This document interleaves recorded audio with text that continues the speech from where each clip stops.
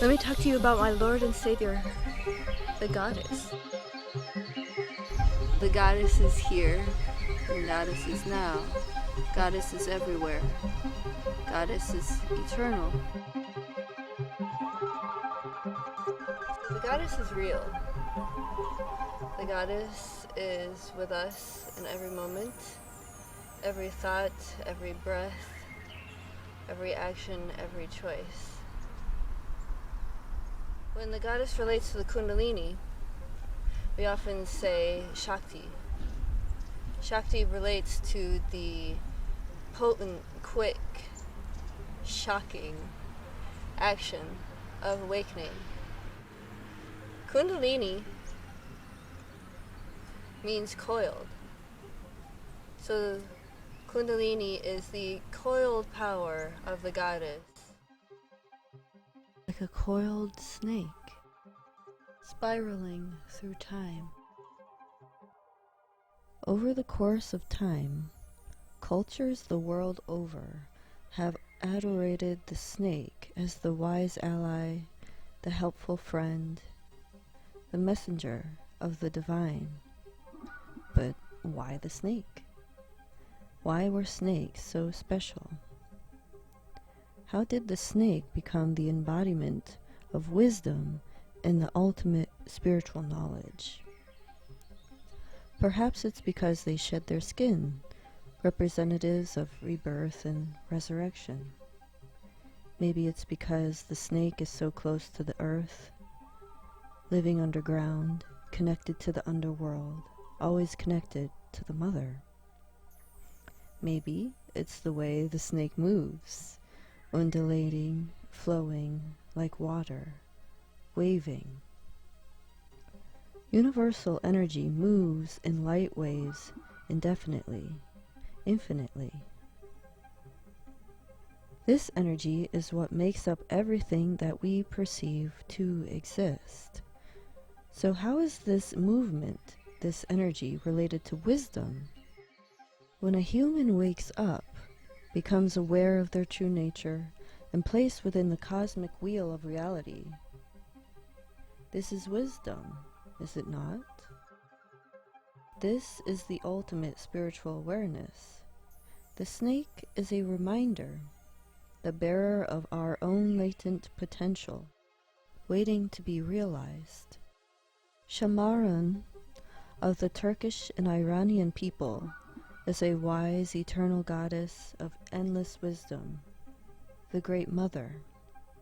To the Yoruba and Fon people of Africa, the creational story starts out in the silence of the ageless, deathless, timeless great womb called Nana Baluku.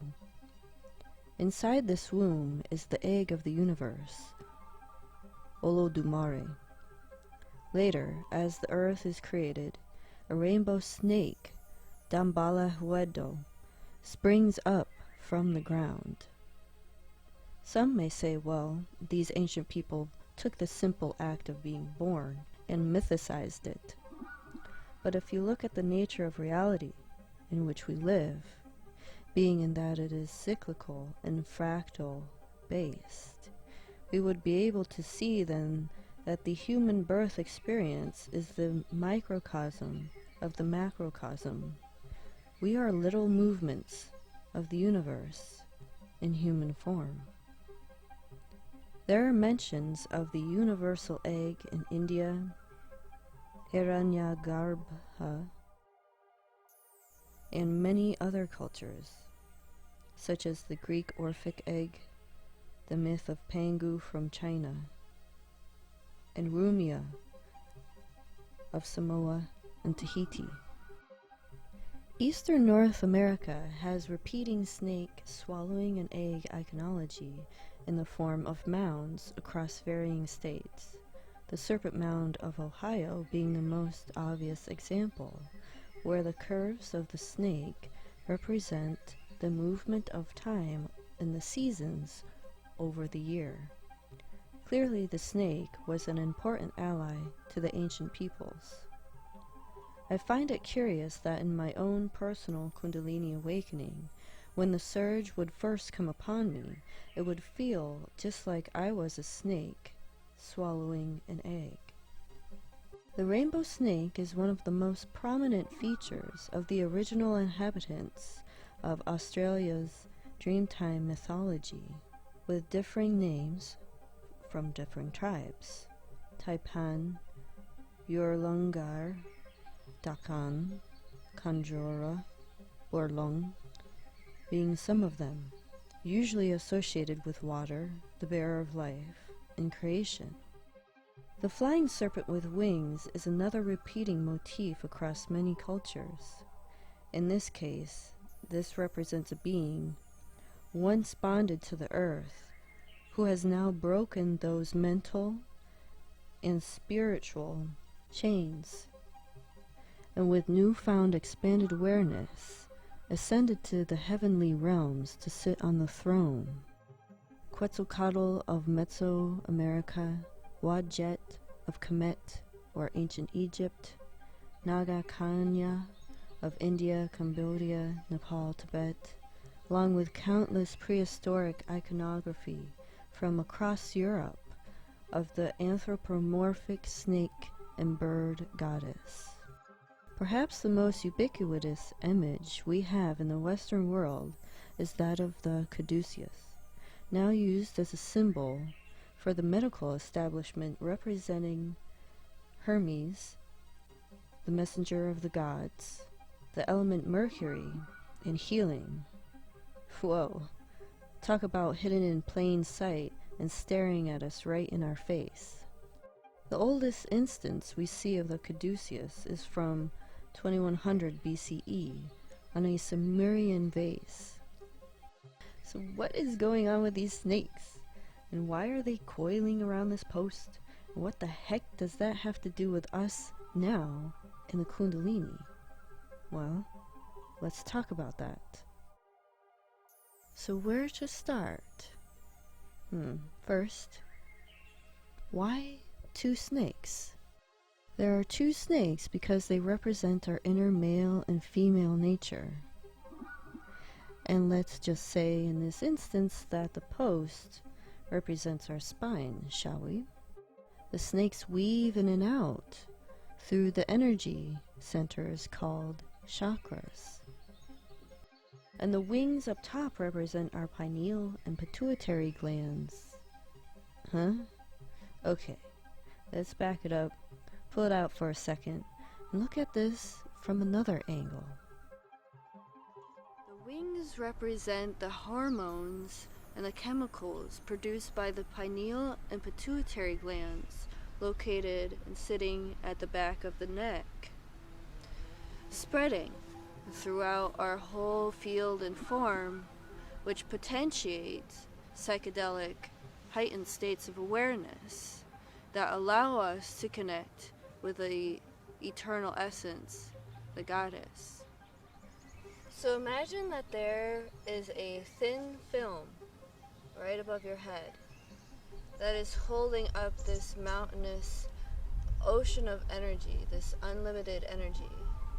All it takes is one little prick in this film for the whole thing to open up. Now, sometimes the film on various people could be various sizes and thickness, but ultimately, once you get through that film, the entirety of the universe opens up to us. When you focus on the third eye, this is where the key is at. As the energy moves and unlocks through all of your main energy centers in your body, in your field, it reaches the third eye, and this is where the energy then flows to the film to open it up, creating an energetic vortex above our head, an energetic whirlpool collecting.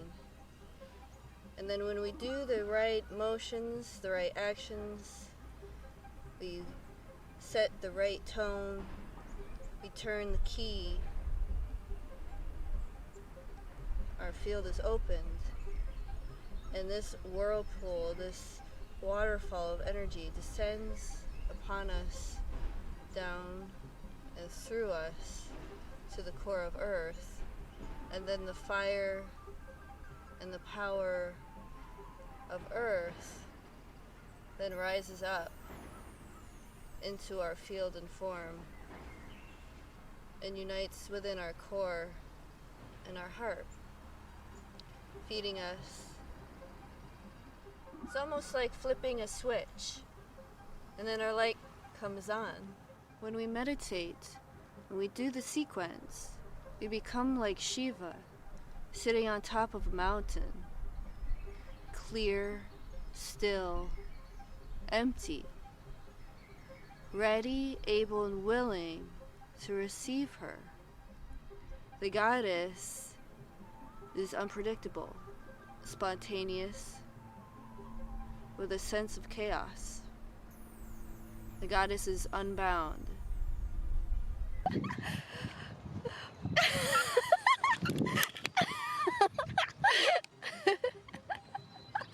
Oh my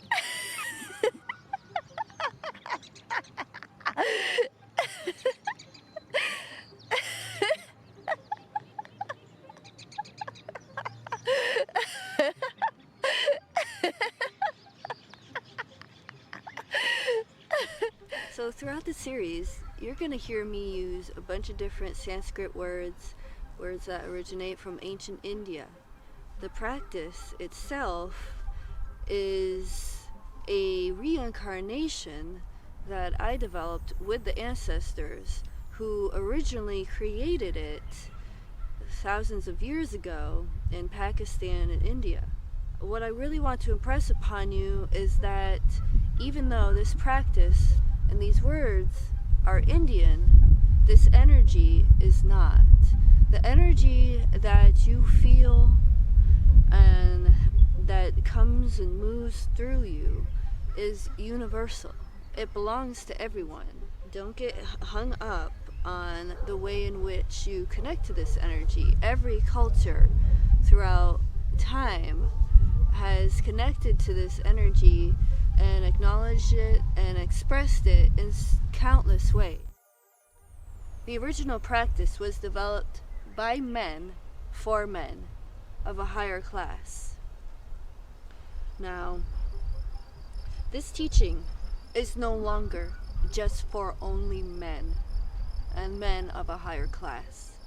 This teaching is for everyone of every class, men and women alike.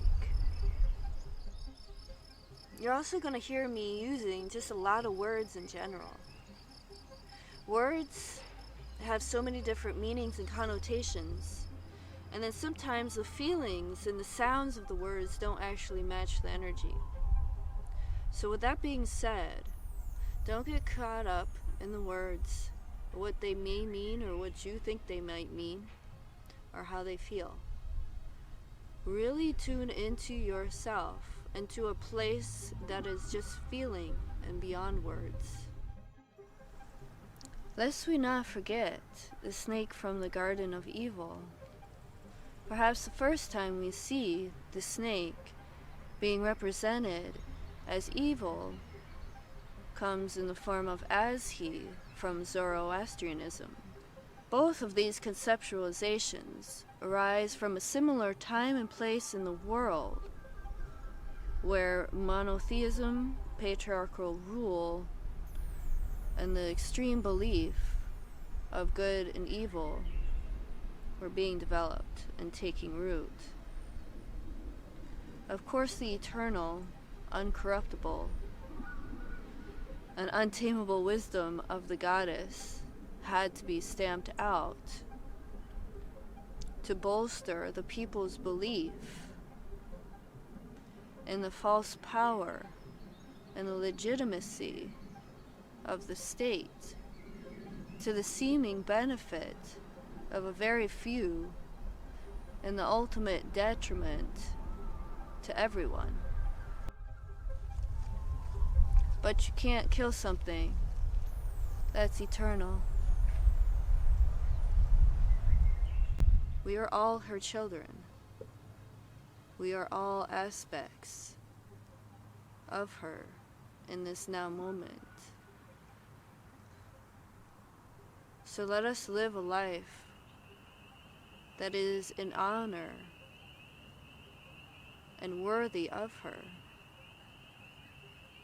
worthy of our true selves, worthy of our highest potential,